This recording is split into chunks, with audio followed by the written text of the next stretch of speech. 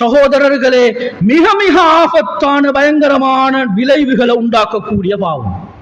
சரி, உலகத்துல இது வந்துட்டா, இந்த நோய் வந்துட்டா அடுத்தது மௌத். மௌத்துக்கு பின்னாலேயும் ஏதாவது லாபம் இருக்கிறதான்னு பார்த்தா, கண்ணியமானவர்களே, கியாமத்துடைய வாழ்க்கை, ஆகிரத்துடைய வாழ்க்கை மிக அல்லோல கல்லோலமாக மாறிடும்.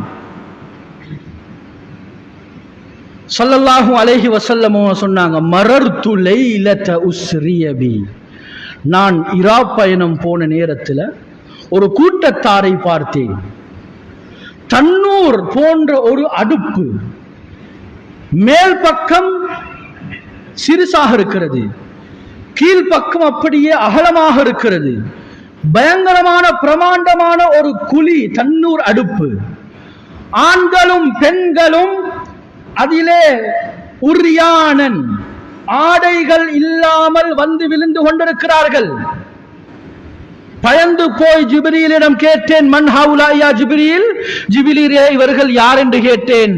சொன்னார்கள், ஹவுலா இஸ்ஸுனாத் வஸ்ஸவானி, இந்த உம்மத்துல விபச்சாரத்தில் ஈடுபட்ட ஆண்களும் பெண்களும், இவர்களுக்குண்டான தண்டனை தான் இது என்று சொன்னார்கள்.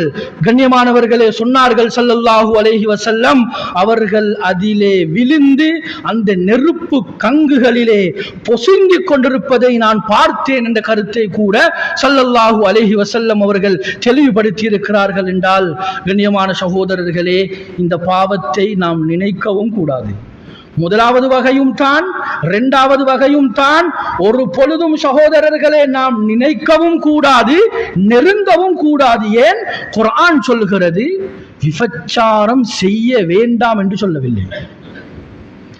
லா தக்ரபு ஸினா, விபச்சாரத்துக்கு நீங்கள் நெருங்கவும் வேண்டாம்.